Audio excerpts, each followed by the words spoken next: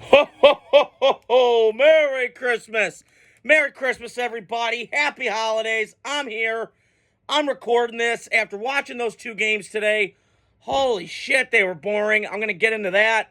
I'm also going to touch on my Raider reaction, what I think about the Raiders right now, how we didn't need to win that fucking game. It is what it is. I'm happy for a win, but kind of dinged our chances. So let me start with that. So the Raiders Sunday played the Jaguars in a meaningless fucking game, which again I watched it, didn't watch it. I was kind of out of sync, out of touch, didn't care. So then I rewatched the whole game for the bits of it because my TV was glitching out. But I am happy for a win. However, my thing is why the hell took so long to get a win. One. Second off, why did we need to win? We didn't need to win on Sunday. We need to save for number 2 overall pick and do that. And it came at a bad time. I was listening to a Ryan Wilson on CBS Sports today. I saw a little reel. He's not wrong in this. I mean, we are the second overall pick right now. We have the pick of the litter between Cam Ward and Shador. And every other quarterback in this draft is trash. I talked to my cousins last night. Shout out to my Chicago family, Matt Schiffler, Janie, all those guys. It's great seeing you guys last night. Love my Chicago family. Always give a shout out. Phil Sexton, Yee Yee. Love you guys. And Mike Kesnick, got to give a shout out. So, we were all talking about that yesterday, and I just don't understand it. And I talked to a guy at the gym today. Got a workout in on Christmas, and we were talking for about 20 minutes. I don't get it. And now I got to Telesco might not do it again. And the only reason we're going to get picks is by trading back, trading up to go get a quarterback. And I don't know if that's Tom Telesco's style. He's never done it when he was with the Chargers. So very confusing to me and very puzzling. I will say I was happy with the effort. They played tough. They played at home without Max Crosby. Good for them. But I just don't understand. What are we doing? Like, we can't even tank right. This is so bad as an organization. And this might be the worst win in the history of the Raiders, that I've ever seen. And it just makes me sad because I was going into this weekend going, let's just tank the rest of the year. And I know they'll keep trying and they'll make an effort because this isn't the NBA where guys load manage and all that bullshit. But it felt like to me, can we just get some momentum? Like, let's just lose out, see what we can do. But then I stopped back and I had another thought going, you know what? We drafted number 1 a couple times in our history, and it's not worked out. Jamarcus Russell, Tom Marinovich at quarterback. I get it. And now I'm reading mocks that Shador could fall to 6. I don't know. I really want Cam Ward, but my guess is Shador goes number 1 to the Giants, and then maybe Cam Ward slipped to us. I'm not sure. If we can get Travis Hunter, trade up, I don't know. We'll got to see and find out. Now, could they win again Sunday? Probably, because they play the Saints in New Orleans at 1 o'clock Eastern, okay? So we'll see what happens. I really want a revenge in New Orleans to beat the Saints because they beat us 2 years ago in a shutoutville. I think it was 24-0 with Alvin Kamara going absolute apeshit with Andy Beige, water pistol Dalton at the controls. So I want a rematch. I want an ass beating. But it's just too little too late. Like, why are we now just starting to play great when we should have been doing this a while ago? So we'll see what happens. Fuck around, find out. We'll see what happens. But yeah, I'm disappointed. And I'm happy we won. Great to know. But man, we really blew it. We had a chance to get the number 1 overall pick, sit in that driver's seat for number 2 pick, and we can't do that now. We're 6th pick, unfortunately, and that's kind of shitty. So I want to touch on the 2 games today. I did not watch the beginning of this Chiefs-Steeler game. I was at the gym finishing up. So I got home, and then I was kind of watching it. And I was kind of watching movies, kind of Christmassy kind of feels. I was feeling that vibe a little bit. And a couple thoughts hit me today when I'm watching that game. Kansas City looks like the back-to-back champions. They just look great. You know, they can turn it on when it needs to. They're kind of bored. They're pretty boring. They're like New England Light, I feel like. I'm starting to see it, man. But the more clever, creative version with Andy Reid. And then I'm watching Pittsburgh. But I want to get to Kansas City first. This is why they're the best team in football. This is why they're one of the elites of my lifetime in terms of a dynasty, a mini one. And this is why Andy Reid, as long as you have Mahomes, Reid, and that crew, you're winning games. Now, can I argue that the refs sometimes, that's disputable. I get it. But I also could say at the same time, these teams fuck up when they play them. You just can't screw up against Kansas City. You got to take advantage of your opportunities. You got to score when you get chances. Can't have bad negative plays. Don't have DBOs. Don't beat yourselves. DBYs, okay? Don't beat ourselves, okay? Or DBO, excuse me. So I just feel like when I'm watching the Chiefs, and now they're getting more explosive on the offensive side of the ball because I feel like all year they've just been kind of scrapping and clawing and all this stuff. They got Hopkins, they got Worthy, they got Watson. Chase Mathis knows what I'm talking about. Preston Wolf, a couple people that I know talk about it. So I feel like there's some momentum going into this. And by the way, their defense, they're fine. They were without Chris Jones today, and they look just fine. Now, is having him make a huge difference? No question. He's got an Aaron Donald vibe to him in a feel like dominant, disruptive player that he is. But you got to figure out how long he's out for, because if he's out for a consistent long time, Kansas City's still going to win, but I don't feel that same oomph on defense than I do when they have him in there. So, to me, we'll see what happens with Kansas City. They got the number 1 seed. Everything goes through Arrowhead.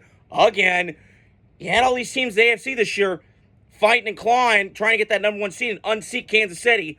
You had your shot, and you pissed it away. So, congrats to the Chiefs. They won again in just a convincing, dominating win over Pittsburgh. And good for the Chiefs. They got the number 1 seed locked up.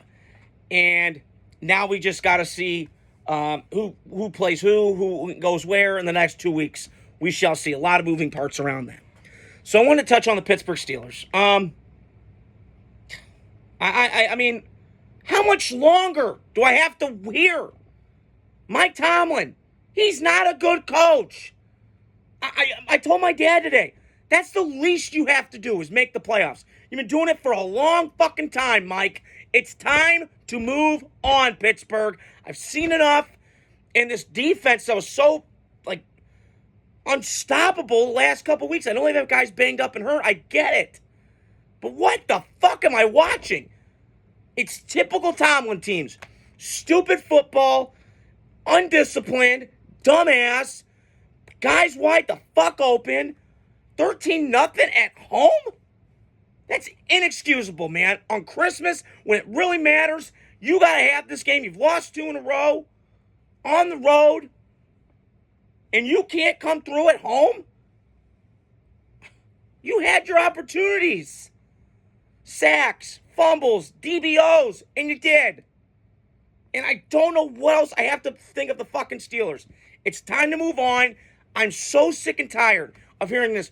We've only had 3 coaches in 3 years. I'm tired of hearing it. It's time to move on. Do something fucking different, damn it. Because I don't care how many winning seasons this motherfucker has. You have got to get it done in January. That's when this shit counts. And oh, by the way, I just got to throw this out. Because everybody keeps telling me Packers Steelers are the same franchise, which I don't disagree with. They are. They're just in different conferences. I get it. Smaller market. I got it. But Green Bay is more successful than you, Pittsburgh. They've won playoff games recently. Oh, by the way, they've been to an NFC Championship game recently. Have you? No. Last time I checked, it was 2016 when I was in college. So I'm done with Mike Tomlin. After today, Russell Wilson, listen, you've resigned your career. I'm happy for you. Good for you. Mike Tomlin, kudos to you. You did do that unpopular thing, moving from Justin Fields to Russell Wilson. I get it. But at some point, this organization needs to make a fundamental change and go with the times and go offense. You can still be physical. You can still be tough. But you got to change with the times, brother. Come on, man. Ravens have always been a defensive-led culture. I've been saying this for years. Ravens and Bears are so similar to each other. Legendary defensive players. Urlacher, Ray Lewis, all that stuff. Quarterbacks you weren't really sure about, but they've had great, Ravens are more successful than the Bears, but you know what I mean. Defensive culture, defensive-centric, cities, tough, blue-collar. I get all that, and Pittsburgh still can be that. But it comes a point in time, you got to adapt with the times and get more creative offensively. And I mean, draft a quarterback. Excuse me, but I'm thinking tonight, they never will because they just are always so, in that 9-win range, it's going to be hard to draft one. So, I don't know what's going to happen. I don't know what's going on with Pittsburgh. But what a disappointment. Because a couple weeks ago, I went into it going, they're 10-3. Win a couple of these games, you might get home field. Not happening now. Not happening now. You've lost 3 in a row. You've been blown out 3 times. That's not Steeler football. And where's the standard at? I just got to know. And I'm disappointed. Now, I'm no Steeler fan by no means, but man, there's a standard in Pittsburgh, damn it. It's just like the Packers, and it's just like the Cowboys. And that standard is crumbling whenever I watch them now. I can't take them seriously. I love TJ Watt. I like Minka Fitzpatrick a lot. But, man, this team is just so disappointing. And it starts with falls at the head coach, who's, kind of attitude, and he's always getting these knuckleheads. And listen, Tomlin's a leader of men. I get all that. No disputing that. I got it. But I think it's time to move on. He's had it for 20 years. You got a ring. Unlike Green Bay, they had Mike McCarthy, who, like Mike Tomlin, has won a Super Bowl, done a lot of good things, but it's time to move on. Mike, Steelers, you need to do that now. Stop hanging on. It's annoying. Ugh, I'm done talking about Pittsburgh. So, the other game I just saw was the boringest game I saw all year long, outside of Monday night, was probably Ravens-Texans. Texans scored 2 points? Are you fucking kidding me? 2? 2? What are we doing? I mean, listen, Ravens are a tough out to play against. No question about it. But I'll start with the Ravens. I get Baltimore is like a freight train. When they get cooking and they get rolling, watch out. Mosh pit, They get rocking and they get rolling. It's over. Girl, it's over right now. Ooh, girl, it's over, okay? Hit him with it, okay? Hit him with that Stone Cold Stunner, okay? It's over with. But my point is with the Ravens, they are looking dominant form right now.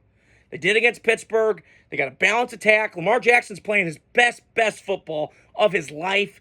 I saw a stat. He's got 120 passer rating in those years. They've always all won MVP. Now, can he translate the postseason? We don't know, because we already know what he can do regular season. He's a great regular season quarterback. Got to do it in the post. But it's hard. Peyton Manning took a while to win a playoff game.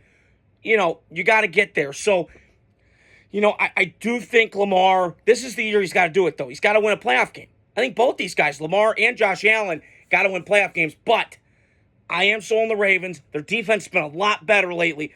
Putting Kyle Hamilton back there at center field at the safety position. Made a great play today on that pick by C.J. Stroud, who just doesn't look great. I'll get to him in a second. So I feel like a lot of things with Baltimore are going right. They will have to go on the road in playoff game, but I think with Baltimore, they don't give a rat's ass where it's played at. If it's indoors, outdoors, cold, it doesn't fucking matter. This team's hardened, toughen up, because the head coach, who doesn't need the fucking spotlight, who, is not adored by the media, Mike Tomlin. But my point is, I'm sold on Baltimore. They're a playoff team, and I feel like they can play any team in that in the AFC. Could they play Kansas City again and beat them? Probably, because I got a chance they could do it. So I'm impressed with Baltimore. Congrats to them. Another winning season. Another year where they just keep being consistent, being a top team, which I want the Raiders to become, but it's getting harder and harder for me to buy into that. We shall see. And I want to lastly flip over to the Texans.